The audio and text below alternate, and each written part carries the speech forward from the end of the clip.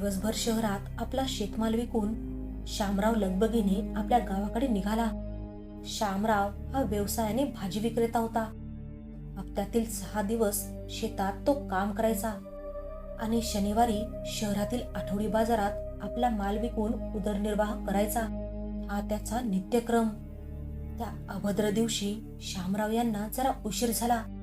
त्याच्या गावातील बाकीचे भाजी विक्रेते समोर निघून गेले होते. त्यांना अंधार पडायच्या आतच घरी पोहोचण्याची घाई असे. त्याला कारण पण तसेच होते. त्याचे गाव शहरापासून 15 किलोमीटर अंतरावर होते. हे अंतर जरी कमी वाटत असले तरी पण खडतर होते. रस्ता अजूनही कच्चाच होता. रस्त्याच्या नावावर एक पाऊलवाट होती. ही पाऊलवाट सागवानाच्या घनदाट जंगलातून जात असे. जंगलाच्या मधोमध एक मोठी नदी होती आणि नदीवर एक जुने ब्रिटिशकालीन पूल होते. त्या पुलाला लोक श्रापित मानत. लोक अमावस्येच्या रात्री त्या पुलावरून जाणे टाळत. गावातील वृद्ध त्या पुलावरून एकटे जाण्यास मज्जाव करत असे. त्यांच्या म्हणण्यानुसार स्वातंत्र्यापूर्वी इंग्रजांनी हे पूल बनवण्याचे काम हाती घेतले होते. त्यासाठी त्यांनी खास बंगालवरून इंजिनियर सत्यजित याला गावात बोलावून घेतले. खांद्यापर्यंत केस, गौरवर्ण, डोळ्यावर व्हिक्टोरियन कालीन चष्मा, पांढऱ्या शुभ्र रंगाचा कुर्ता, धोतर आणि कुर्त्यावर खादीचा जॅकेट असा तो इंजिनियर गावात आला. इंग्रजांनी गावातील विजयाला त्याच्या मदतीस ठेवले होते. विलायतीवरून आलेला इंजिनियर म्हणून सत्यजितला पाहण्यासाठी गावकऱ्यांनी गर्दी केली. पण सत्यजित आपल्या कामाशी काम करायचा. लोकांना अभिवादन करून तो विजयाच्या घरी निघून गेला. रात्री त्याला त्या गावातील जमीनदाराने जेवायला बोलावले. गावातील जमीनदार नाना हा एक प्रतिष्ठित आणि श्रीमंत आसामी होता. इंग्रजासोबत त्याची मैत्री होती. त्याच्या प्रयत्नामुळेच नदीवर पूल बनत होते. नाईलाजाने सत्यजित आणि विजया नानाच्या वाड्याकडे निघाले. त्या काळी गावात वीज नव्हती. गावाने जणू अंगावर काळोखाचे पांघरूणच ओढले होते. सत्यजित वाड्यावर पोहोचला. वाड्याच्या प्रवेशद्वारावर सुरक्षेसाठी 2 धष्टपुष्ट पुरुष हातात संगीने घेऊन उभे होते. त्यांना जरा घाबरूनच सत्यजितने आत प्रवेश केला. आत एक 80 वर्षांचा म्हातारा हुक्का पीत होता.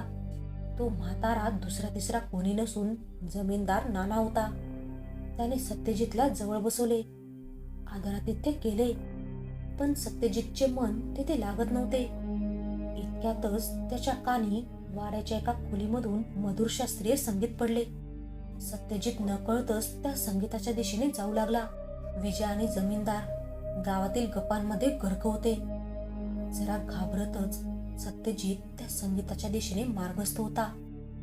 त्या खोलीला दार नसून एक हाताने विणलेला गुलाबी रंगाचा रेशमी पडदा होता. आतमधून मंद उजेड येत होता. त्याने हळूच तो रेशमी पडदा हाताने बाजूला केला. आतमध्ये एक 18 ते 20 वर्षांची कोवळी मुलगी मंद दिव्याच्या प्रकाशात हातात वीणा घेऊन मधुर शास्त्रीय राग गात होती.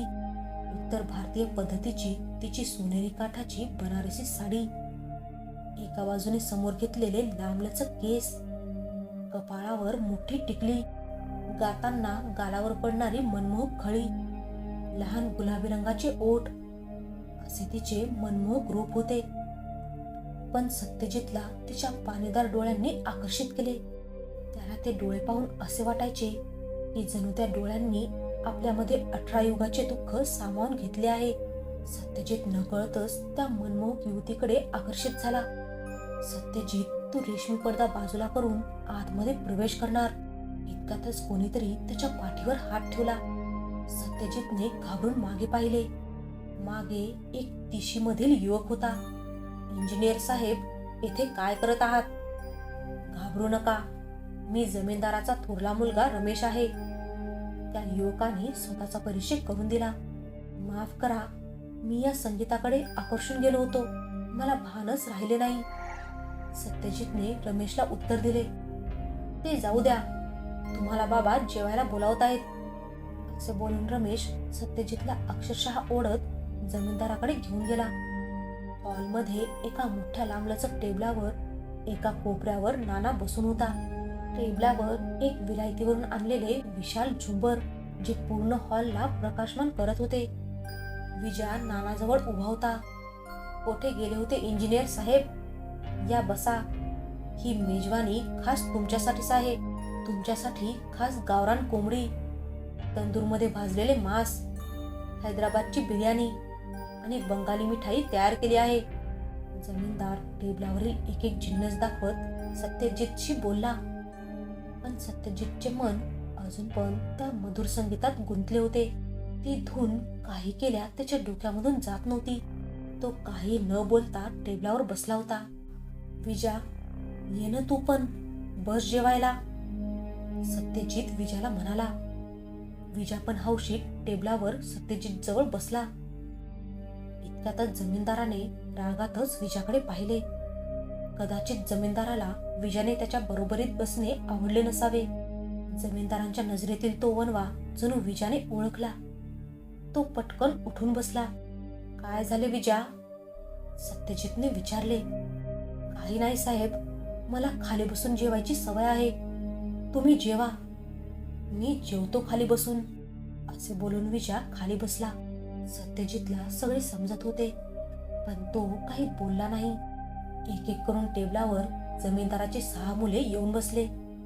सगळे तरुण आपल्या दिशेतील, धिप्पाड देहाचे, गळ्यात सोन्याची आभूषणे, हातात सोन्याच्या अंगठ्या, कुबेरालाही लाजवेल असे त्यांचे ते वैभव होते.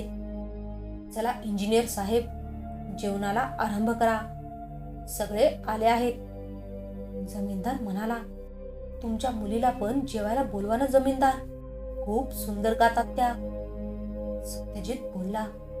सत्यजितचे ते बोलणे ऐकून मेजवानीचे वातावरण अचानकच धीरगंभीर झाले. माफ करा मला काही जरुरीचे काम आठवले, असे म्हणून चमच्यात उचललेला घास खाली ठेवत जमीनदार टेबलावरून उठून निघून गेला. घडलेला प्रकार सत्यजित आश्चर्याने पाहत होता. विजाचा चेहरा पण भीतीने पांढरा झाला होता. इंजिनियर साहेब, आमच्या घरात महिला पुरुष जेवल्यावर जेवण करतात, तुम्ही जेवा, असे बोलून रमेशने गंभीर झालेली परिस्थिती शांत केली. जेवण करून विजा आणि सत्यजित परत गावाकडे जाऊ लागले. विजा, काही चुकले होते का माझे? जमीनदार असे जेवण अर्धवट सोडून रागात का निघून गेला? सत्यजितने विचारले. तुम्ही कुणाच्या बायकोला त्याची मुलगी बोलसाल तर कोणालाही राग येणे साहजिकच आहे ना साहेब, विजा बोलला. काय बायको? पण ती मुलगी तर फक्त 20 वर्षांची आहे, सत्यजित आश्चर्याने म्हणाला. साहेब, जमीनदार राक्षस आहे. त्याच्या वाईट नजरेमुळे त्या घरात त्याच्या सुना पण नांदत नाही. 6 मुले आहेत जमीनदाराला. सगळ्यांचे लग्न झाले, पण एकही सून नवऱ्याबरोबर नाहीये. हे 4थे लग्न आहे जमीनदाराचे. बनारसवरून ही मुलगी लग्न करून वाड्यावर घेऊन आला आहे तो. मी असे ऐकले आहे की ती मुलगी मोठ्या चांगल्या मनाची आहे. तिनेच गावकऱ्यांसाठी हा पूल बांधण्याचा तगादा जमीनदाराकडे लावला होता. अरे, पण त्या दोघांमधील वयाचे अंतर, सत्यजित निराशेत बोलला. त्या मुलीच्या आईवडिलांनी काही विचार न करता पैशाकरिता आपल्या मुलीचे लग्न लावून दिले. तर तुम्ही कशाला इतका तिचा विचार करताय? जाऊ द्या तिला. उद्यापासून आपल्याला पुलाचे काम सुरू करायचे. विजया तो विषय बदलत बोलला. रात्री सत्यजितला झोप काही येत नव्हती. त्याने डोळे बंद केले की त्या युवतीचा सुंदर चेहराच त्याच्या डोळ्यासमोर येत होता. दुसऱ्या दिवशी सकाळी सत्यजित पुलाचे काम सुरू करण्यापूर्वी विजयासोबत गावातील महादेवाच्या शिवालयात गेला. पण तेथे त्याला आश्चर्याचा गोड धक्का बसणार होता. तेथे जमीनदाराची बायको आधीच येऊन पूजा करत होती. विजया, ही जमीनदाराची बायको आहे ना? सत्यजितने विचारले. हो, विजयाने उत्तर दिले. किती धार्मिक आणि निर्मळ आहे ना गायत्री देवी, सत्यजित स्वतःशीच हळू आवाजात बोलला. साहेब, जमीनदाराच्या बायकोशी दूर राहणेच योग्य. 1 मिनिट, तुम्हाला जमीनदारांच्या बायकोचे नाव कसे माहिती? विजयाने सत्यजितला प्रश्न केला. पडले मला माहिती. ते जाऊ दे तू. जमीनदाराची बायको प्रसाद देण्यास येत आहे. सत्यजित विषय बदलत बोलला. गायत्री प्रसाद लोकांना वाटत सत्यजित जवळ आली. आज तिने कसलीही रंगरंगोटी केली नव्हती, पण तिच्या चेहऱ्यावरील तेज त्या रंगरंगोटीची भरपाई करत होते. अंगावर पांढरी साडी, छातीवर कसलेली पांढरी चोळी, मोकळे केस, ती एखाद्या योगिनीप्रमाणे भासत होती. खूपच सुमधुर गातात तुम्ही. सत्यजित गायत्रीकडून प्रसाद घेत बोलला. माझ्या कलेची जाण असलेला कोणी या गावात आला आहे याचे मला समाधान आहे. गायत्री एकटकच सत्यजितकडे पाहत बोलली. साहेब चला, आजपासून आपल्याला कामाची सुरुवात करायची आहे. सगळे वाट पाहत असतील. विजा सत्यजित आणि गायत्रीची एकरूप झालेली नजर तोडत बोलला. हो जाऊ आपण, नाहीतरी 2 कलाकारांना कोठ्या जग निवांत बोलू देणार. सत्यजित खंत व्यक्त करत बोलला. तुम्ही पण सरस्वती मातेचे उपासक आहात? गायत्रीने सत्यजितला प्रश्न केला. हो, मी हिंदुस्थानी संगीतात विशारद आहे, सत्यजित बोलला. हे ऐकून गायत्रीने सत्यजितला क्षणभर कौतुकाने पाहिले आणि ती समोर निघून गेली. सत्यजित तेथे स्तब्ध उभा झाला. गायत्री एक वेळ मागे वळून पाहिल या आशेने. सत्यजित तिच्याकडेच बघत उभा राहिला. गायत्रीने पण त्याला निराश केले नाही. तिने स्मित हास्य करत सत्यजितकडे वळून पाहिले. नंतर सत्यजित पुलाचे काम करण्यासाठी नदीवर गेला. गावकऱ्यांच्या साक्षीने पूजा करून पुलाचे काम सुरू झाले. गावातील पुलासोबत सत्यजितने आपल्या हृदयापासून गायत्रीच्या हृदयापर्यंत प्रेमाचे पूल बांधण्याचे काम देखील हाती घेतले. सत्यजित रोज सकाळी कामावर जाण्याच्या पहिले मंदिरात जायचा. तेथे त्याची गायत्री बरोबर भेट व्हायची. पहिले त्यांची ओळख झाली, नंतर ओळखीचे रूपांतर मैत्रीत झाले. मैत्री कधी प्रेमात रूपांतरित झाली त्यांना कळलेच नाही. कालांतराने ते मंदिरामागील जंगलात भेटू लागले. गायत्रीच्या मांडीवर आपले डोके ठेवून सत्यजित सुमधुर संगीताचा आस्वाद घेत असे. दोघे प्रेमरसात पार बुडून गेले होते. ज्याप्रमाणे कस्तुरीचा सुगंध लपून राहत नाही, त्याप्रमाणे सत्यजित आणि गायत्रीचं प्रेम देखील लपून राहणार नव्हतं. विजयाला सत्यजितवर शंका आली. एक दिवस त्याने सत्यजितचा पाठलाग करायचे असे ठरवले. त्याची शंका खरी ठरली. सत्यजित आणि गायत्री रानात हातात हात घालून नदीकाठी बसले होते. विजय हळूच त्यांच्या मागे असलेल्या झाडाजवळ जाऊन उभा राहिला. सत्यजित, माझे मन काही इथे लागत नाहीये, मला येथून घेऊन चल. गायत्री सत्यजितकडे हट्ट करू लागली. ओ प्राणप्रिये, मला पण तुझ्या बरोबर माझे आयुष्य घालवायचे आहे, पण माझी इतकी ऐपत नाहीये. इथून पळून गेल्यावर आपण जगणार कसे? सत्यजित म्हणाला. त्याची काळजी तू करू नकोस. हे घे, मी जमीनदाराच्या घरातील सगळ्यात मौल्यवान वस्तू घेऊन आली आहे. यात आपला उदरनिर्वाह होऊन जाईल. गायत्री एक लाल रंगाची थैली त्याला देत म्हणाली. विजय मागे उभा राहून सगळं ऐकत होता. इतक्यातच त्याच्या पायात काटा रुतला. आवाज झाला. दोघांनी मागे वळून पाहिले, पण विजय मोठ्या शिताफीने झाडामागे लपला. जा आता तू घरी, मी ह्या मौल्यवान वस्तू लपवतो. उद्या रात्री आपण इथून पळून जाऊ. दबक्या आवाजात सत्यजित बोलला. दोघे निघून गेले. इकडे विजय फार आनंदित होता. सत्यजित रात्री सोने, मौल्यवान वस्तू घरी घेऊन आल्यावर आपण तो चोरणार असे तो विचार करत होता. रात्री दिवसभर दमून सत्यजित लवकरच झोपी गेला. तो झोपताच विजय व त्याच्या बायकोने सत्यजितच्या खोलीत प्रवेश केला. ते आवाज न करता ती लाल थैली शोधू लागले, पण त्यांना काही ती थैली सापडली नाही. विजय रागातच वाड्याकडे गेला आणि रात्री उशिरा घरी परतला. सकाळ झाली. सत्यजित तयार होऊन मंदिराकडे जाणार. इतक्यातच त्याच्या खोलीत गावकरी घुसले. गावकऱ्यांचे नेतृत्व जमीनदाराचा मुलगा रमेश करत होता. गावकरी सत्यजितला ओढतच पुलाजवळ घेऊन गेले. माझी चुकी काय आहे? सत्यजितने गावकऱ्यांना विचारले. आधी तोंड वर करून आम्हालाच विचारतो? तू गावच्या एका वैवाहिक स्त्रीला फसवले. तिच्याकडून तिच्या पतीची म्हणजे जमीनदाराची हत्या करून घेतली. जमीनदाराचा मुलगा रमेश म्हणाला, हो, करतो मी प्रेम गायत्रीवर, पण आम्ही कुणाचाही खून केला नाही. सत्यजित म्हणाला, खोटे बोलतोय हा. काल यानेच विषाची एक बाटली गायत्रीला दिली होती जमीनदारांच्या जेवणात कालवायला, आणि आज रात्री ते पळून जाणार होते. मी माझ्या डोळ्यांनी पाहिले आहे आणि कानाने ऐकले आहे. विजा म्हणाला. गावकऱ्यांना विजाचे बोलणे खरे पटले. त्यांनी सत्यजितला दगडाने ठेचून ठार मारले. पण सत्यजित इंग्रजांनी पाठवलेला इंजिनियर होता. आता पोलीस चौकशी करतील, वाद होईल, म्हणून त्यांनी सत्यजितच्या शरीराचे तुकडे केले आणि ते रेती, सिमेंट याबरोबर कालवून काम सुरू असलेल्या पुलाला लावून टाकले. पुलाचे काम करणारे कारागीर पण गावकरीच होते, म्हणून ही गोष्ट गावातच राहणार होती. त्यानंतर गावकऱ्यांनी आपला मोर्चा गायत्रीकडे वळवला. जमीनदारांच्या अंतिम यात्रेसोबत तिला फरफटत स्मशानात नेण्यात आले.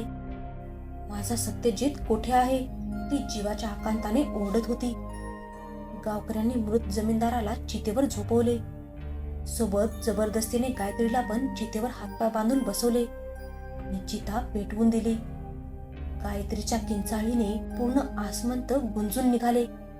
ती कशीबशी त्या जळणाऱ्या चितेमधून बाहेर पडली. तोच गावकऱ्यांनी बांधून तिला परत आत चितेत लोटले.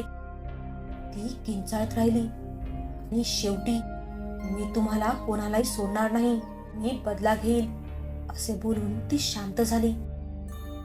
आता वर्तमानात गायत्री आणि सत्यजितची कथा आठवून शामरावच्या कपाळावरून भर थंडीत घामाचे लोट वाहत होते. गायत्रीच्या शापानंतर जमीनदाराचे एक एक करून 5 मुले त्या पुलावर मृतावस्थेत सापडले. पण थोरला मुलगा रमेश काही घातपात होण्याच्या आतच आपल्या बायकोच्या गावात पळून गेला. विजा पण आपल्या घरात मृतावस्थेत सापडला होता. त्याचा मुलगा मुकुंदा, तो पण त्या पुलावर पागल झाला. आज पण रात्री त्या पुलावर गायत्री येते असा गावकऱ्यांचा समज आहे. रात्री पुलावर येऊन ती नखाने पूल कोरते आणि पुलात गाडलेला आपला सत्यजित शोधते असे गावकरी म्हणतात. शामराव पुलाजवळ पोहोचला. खरंच त्या पुलाला कोणीतरी हाताने कोरून सिमेंट काढले आहे असे दिसत होते. नदी खळखळून वाहत होती. पुलाच्या सुरुवातीला डावीकडे एक विस्तीर्ण चिंचेचे झाड होते. त्या झाडाखाली येताच शामरावची सायकल पंक्चर झाली. शामराव नाईलाजाने खाली उतरला. त्याच्याजवळ एक टॉर्च आणि एक हँडबॅग होती. शामरावने टॉर्च सुरू केली.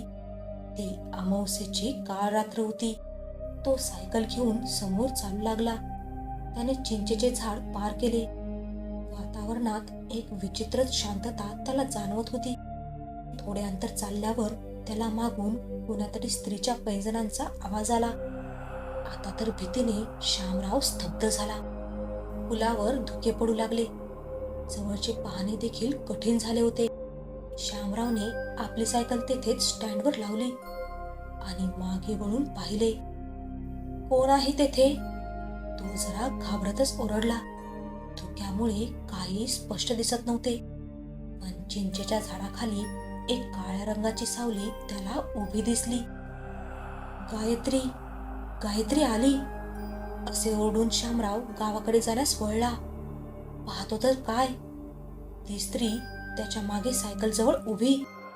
अंगावर जळून चिटकलेली बनारसी साडी, हातात बांगड्या, समोर घेतलेले जळालेले केस, विद्रूप झालेला चेहरा, बाहेर आलेले डोळे. हा सर्व अवतार पाहून शामराव जोरात किंचाळला. तो शेवटचाच.